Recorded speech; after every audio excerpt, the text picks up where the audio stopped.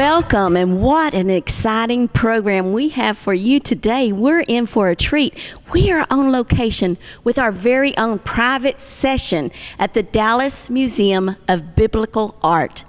And joining me on set is the executive director and the curator, Scott Peck. Welcome, Scott. Thanks, Theresa. It's great to have you all here, and what a privilege to be able to introduce the museum to many of your viewers who have never even been here.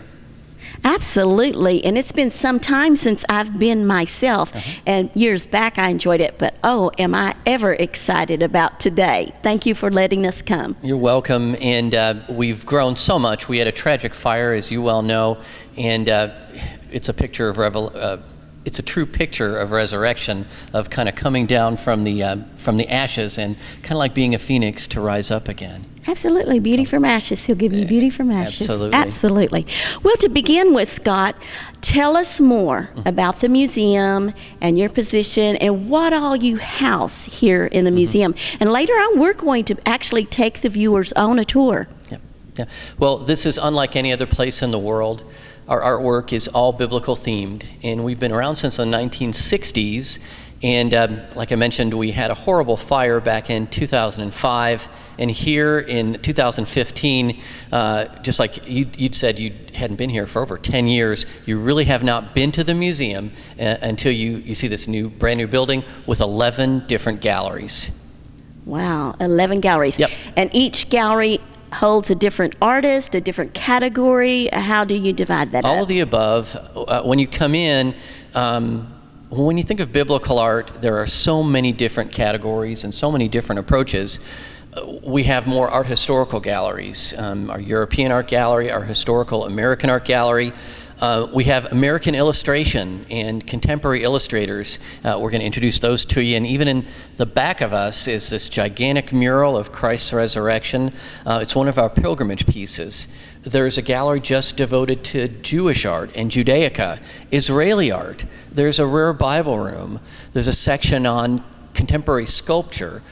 We have a whole category of Michelangelo sculptures and sculptures from the Renaissance. There's a section on Holocaust art, women artists and female artists, African American art, Hispanic biblical art. It's the whole gamut. Archaeology, manuscripts. It's unlike any other place in the world. Absolutely. Well, there's something for everyone here. Absolutely. And you know, when I came in today, I was blessed to see this beautiful room with a beautiful bride in it. And I tell you, she was beautiful, but the beauty of the room enhanced that picturesque moment, and they were taking portraits. So tell us more about that. Well, you're right on with that. This is one of the premier places in the entire Metroplex, or I would say really the United States. Can you imagine having your wedding in a museum? And not only that, most people are coming from a faith background, and to have biblical art, millions of dollars of biblical art around you for your wedding, your reception, is unimaginable. And on top of that, it's our great outreach too. People hear about us from coming to a wedding, and they come back and they go, I have to see these paintings or these sculptures. So that's just one of the areas of outreach we have. Nice, nice. So you ladies out there who may be wanting to get married in the near future, I would suggest you check this place out for some portraits. And also you perform ceremonies here too as well, or not? Ceremonies, Bible conferences, fundraisers, you name it. We do all kinds of things here. The viewers will see later, on the tour, we have a gigantic ballroom that can be used in all kinds of ways. And so we've, insofar as how we're reaching out, sure, for rentals, but we have different kinds of strategies too. You know, we have pilgrimage pieces, and this is very much a part of Christianity and Judaism and many other religions too. We have certain pieces that people just go out of their way to see. And like I mentioned, the big mural behind us was featured on the 700 Club. There's a viral video on it. It's gotten, they say, over 3 million hits. So every day somebody comes from somewhere around the United States to see this gigantic mural. We also have, as you all parked outside, we have a brand new installation of life-size sculptures. And can you imagine what's the most important story ever told? Right. The gospel. Right. And so in life size in bronze, we have Walk Where Jesus Walked at the Via Dolorosa. Yes. And it's beautiful. It's beautiful. You may not, I bet you do know this. North Park, we're across from a shopping mall. North Park is the highest attended attraction in the state of Texas. Really? Yeah. Doesn't that make sense at a shopping mall of all places? It beats the Alamo. It beats Six Flags. It beats every other museum. And it's been our dream for many years to have something that brings people across the street to come on over here, and having this sculpture installation is amazing. Have you been to Israel, Theresa? No, I have not, but I must God's go. calling you. We do trips to Israel here at the museum. We take groups in to see the archaeological pieces, to see the great art, and all the great. You will never be the same, because you are such a woman of faith. When you go, and maybe you need to come with us, but any viewers out there that have just dreamed, we have the ultimate trips to Israel. Please call us or go to our website and you'll learn more. Anyway, in this idea of Via Dolorosa, there are kind of 14 little traditional places to walk the Passion. And we don't know if they're the exact places, but we know they're generally the right places where Jesus was judged in every step of the Passion until the crucifixion, the death, burial, and resurrection.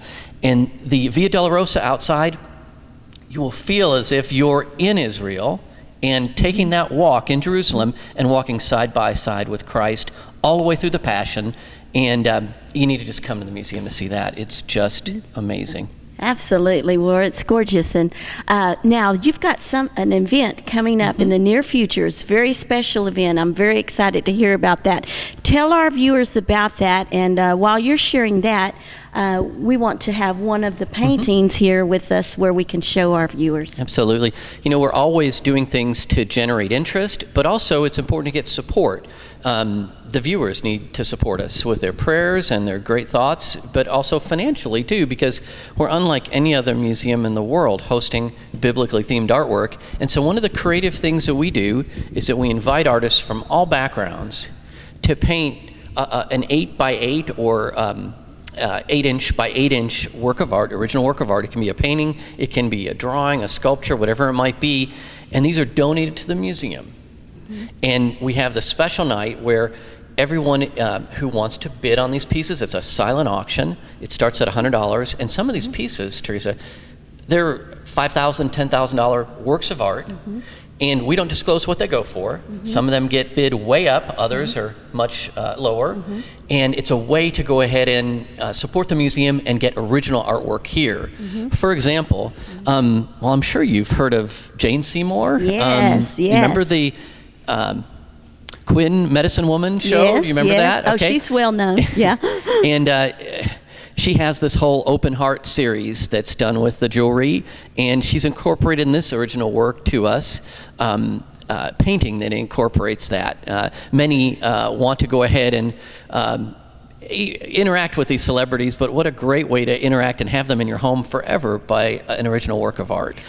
So she's fantastic. We've had these celebrities that have just stood up for us too, besides people you don't know too, but Ruth Buzzy and the folks from Laugh-In and Bob Newhart, remember him? Oh, absolutely. Yep. He Ruth has Buzzy. done a fantastic piece Bob for Newhart. us. And then musicians like Chris Christopherson, remember him? He's done two pieces for us. He's still alive and kicking and doing great work. And I know the viewers have to, many of them, many of you are in Texas and in the South here, but I know this goes all over as well. But we love country music, amen? Right, and right. I'm sure you all know Barbara Mandrell and know of her great work, and she has donated a piece for us. Many folks don't know she is an artist herself, besides a musician, being the sound art, but a visual artist too. And so these are the kinds of things that are being presented on November 18th. The doors open at 7 p.m. There'll be a country western swing band and barbecue. Ooh, nice. And, it's $25 to come in, and then you can bid on all of these, and some people are going to go home with some great bargains and treasures that they'll have the rest of their lives. And so many of the other great artists, illustrators like Mark Keithley, they're some of the other illustrators that we have that some of the folks might want to see as well. Sculptors, you name it. So come on out. We're at 7500 Park Lane in Dallas, Texas, right across from North Park, and at the corner of Park and Bodecker. This is Theresa, you got to see this one. Oh, okay. This is one of the great illustrators, Mark Keithley. And this is his nativity scene. This is a piece that would sell in a gallery for, I don't know, 10,000, something like that. And it's one of these pieces that we're featuring that just gets bid up, and then whoever the highest bidder is on a silent auction gets to take this home. Nice, So, nice. great diversity and treasures to be had. November 18th at the Museum of Biblical Art, Dallas, Texas, 7500 Park Lane. And this one's called Light of the World. Yeah, and look at the subject matter. It's the birth of Christ, and who is the literal light of the world, right? Absolutely. And the miraculous God becoming flesh, and the actualization of that with Christ being born. So anyway, it's fantastic to be featured and to be able to share some of these events. There are so many other things as well that we're doing that we definitely want the viewers to know about too. Oh, and this is one of the sculptures. Tell us about this. That's an artist by the name of George Tobolowsky. Now we're gonna take a tour, right? Yes, we are. So yes, he's we one of the are. artists that we're going to feature on the tour. Great Jewish artist. He just had an installation on Southern Methodist University campus here, and a big show at Texas A&M University down South Texas, and has shown all over the country. Just did a big show in India, and his work is all about found objects. And what a great picture of redemption. You're finding pieces of metal and creating beautiful works out of them. He does a lot of menorah and other Jewish ceremonial art, and the viewers are going to love learning about George Tobolowsky when we go into the National Center for Jewish Art and learn more about Judaica. Absolutely.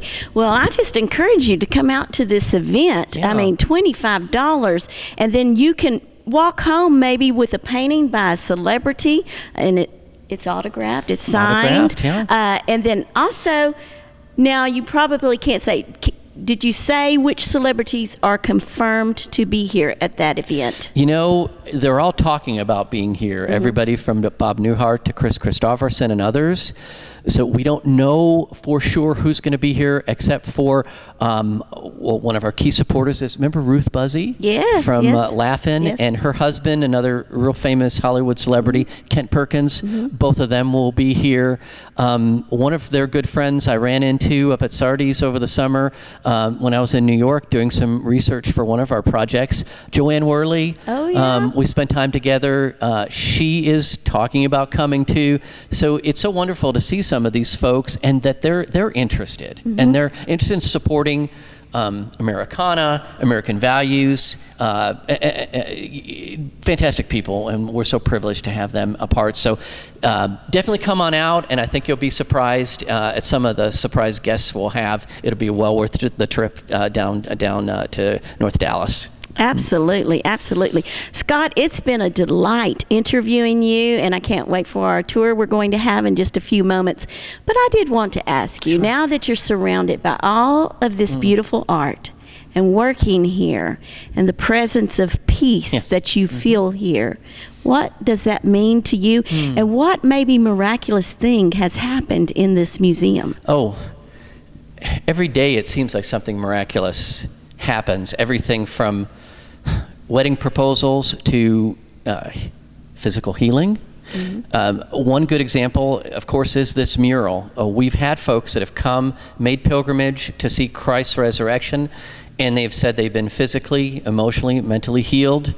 And it doesn't matter what denomination or background, this kind of thing occurs on a daily basis. Walking along that Via Dolorosa, we have another fantastic section. There's a mural that we're going to talk about on the tour. It's called the Tapestry of the Centuries. And it's a gigantic mural that explains that history is important, but that our history is built on the Bible. And it starts with year one. Year one is Christ's birth and crucifixion. And it's 350 people or places or events from year one to about today, the computer age. You know, we do lots of programs with kids, and these are not just Christian schools, these are secular schools. Wonderful. They do speeches, they learn about history.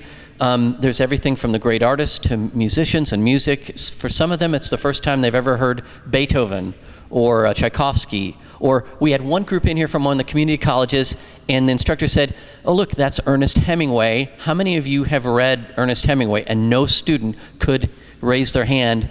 And that professor said, that changes today, you all will be choosing one book on Ernest Hemingway, and you'll have a report on my desk, a one-page report explaining that. That's the kind of thing that goes on. We had a kid who said, I did my speech and I learned about history, and I didn't realize how bad a person Adolf Hitler was until I went through this mural. And here's one other thing I just want to share with you, Theresa. One of the things we say, we talk about time and the date and the calendar. It's 2015. Do you realize every time we share the date, we're sharing the gospel?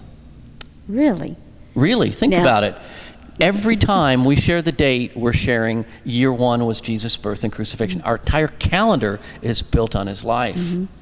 And so those are the kinds of experiences when you're saying, do miraculous things happen here? All the time. And if you've not been to this museum, you need to come. You'll never be the same. And what a privilege to have you here and be able to share this with the folks out there. Absolutely. Well, thank you so much for sharing with our viewers today. And you're in for a real treat. Come with us now as we tour the museum.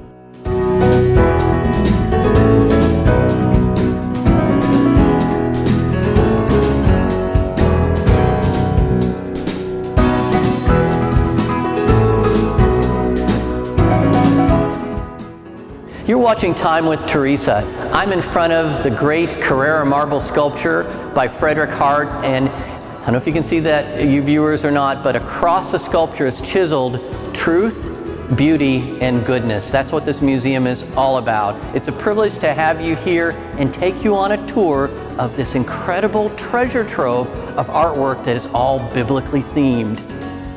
Thomas Kincaid was a biblical painter too, and believe it or not, his landscapes, like this painting is called Pools of Serenity, that is just as biblical as a painting of Moses or a painting of Jesus. He was called the painter of light, so the light is a metaphor for God's presence.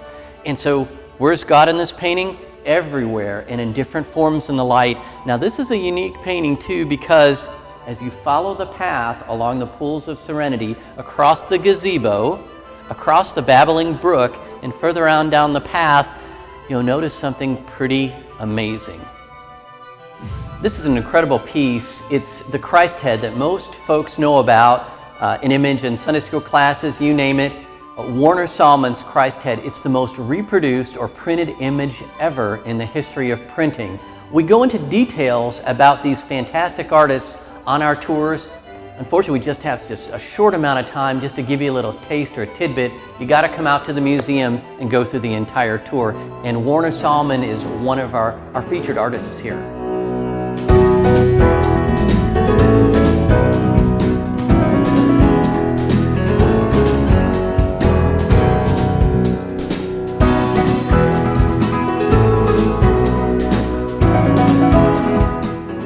The Museum of Biblical Art is home to one of the greatest Bible collections in the world.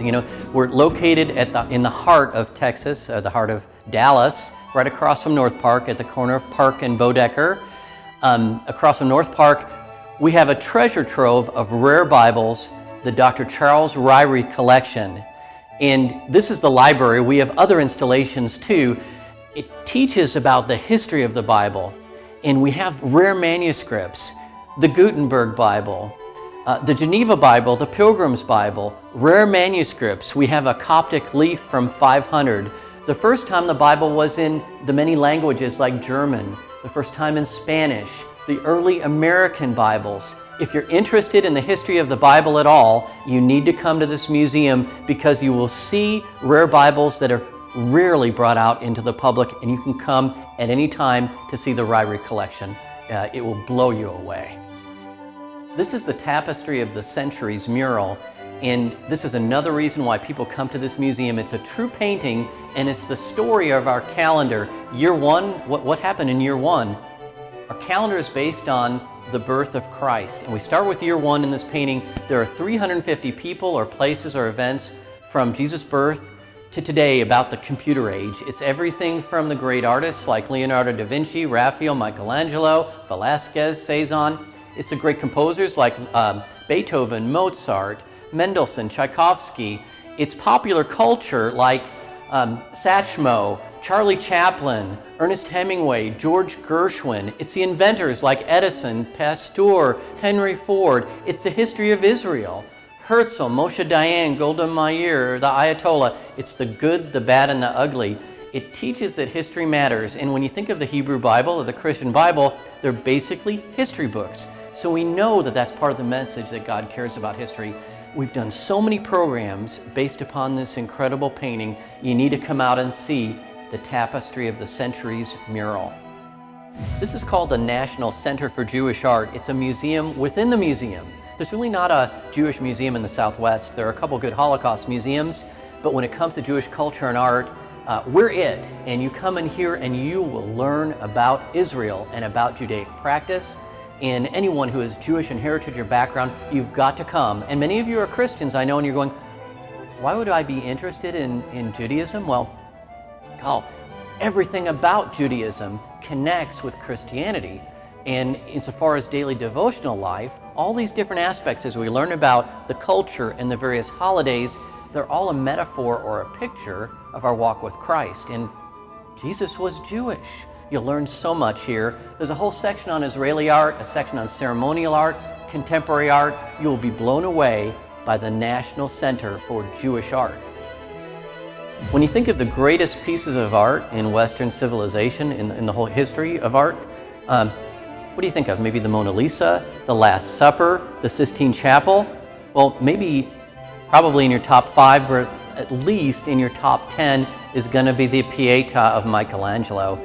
We're privileged to have one of the exact casts. This looks exactly like the Pieta at the Vatican, which is in Carrara marble, the original. This is exactly to scale. The mold was created from the original right before World War II. This has kind of a World War II story. The Marinelli Foundry actually was directed by Mussolini to make molds of all the great Renaissance masterpieces. The molds were put into caves and into warehouses that lasted through World War II, and in the past 10 or 15 years, a limited number of casts from these Renaissance masterpieces were created, and one of them is Michelangelo's Pieta. The Pieta means pitied one. Who's the pitied one? Well, not Christ, it's Mary as you see this. And you're overcome. Mary's lap is literally an altar. Her hand is stretched forth as an altar call to say, come to Jesus right now. A fantastic masterpiece. Next to it is something truly incredible. It's the head of the Virgin in solid gold. Now I know Michelangelo probably never imagined his masterpiece to be in gold, but I think he'd be quite honored to see the head of the Virgin in solid gold.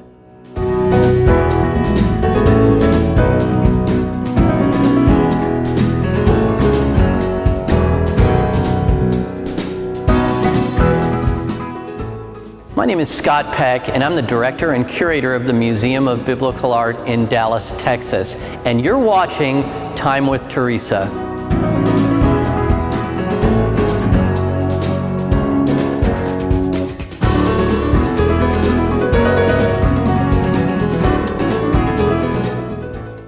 I know you viewers out there recognize this painting because it's all over the place.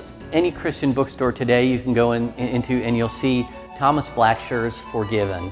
And it just really encapsulates the gospel in such a way, literally to where we realize that it wasn't really the Roman soldiers who nailed Christ to the cross, it was us. And that's another great thing about coming to this museum, these fantastic pieces that we have bookmarks and posters and these others. You can actually see the originals. You really don't know this image until you see the original for yourself. There's so many others like this. Come see Thomas Blackshear, come see Ron DiCiani, Michael Dudash, all of these others, and it will make such an impact on your life.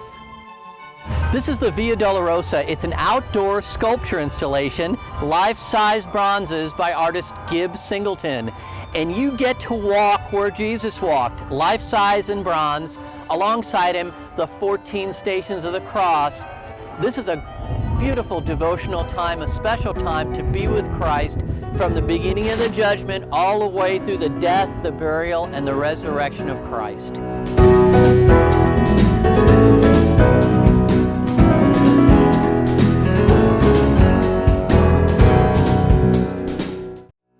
this is our sculpture atrium. It features 17 Michelangelo casts. We have other sculptors here too, such as Gibbs Singleton, who has that famous look of the Pope's crozier to his crucifixion. And then, of course, the great hero of contemporary biblical sculpture, Frederick Hart. And we have some of the sculptures from the National Cathedral here too. To complement this work, we have the beautiful paintings of artist Barbara Hines, who does these amazing paintings of Israel that have kind of a spiritual connection to them. She literally uses the dirt from Jerusalem and incorporates it into the pigment so that all across the museum, plastered on these walls, is the holiest land, the holiest dirt on the planet. It's on the canvases, it's plastered all over the walls of this museum. It's a holy place in that sense. Incredible space. You need to come see the Museum of Biblical Art here in Dallas, Texas.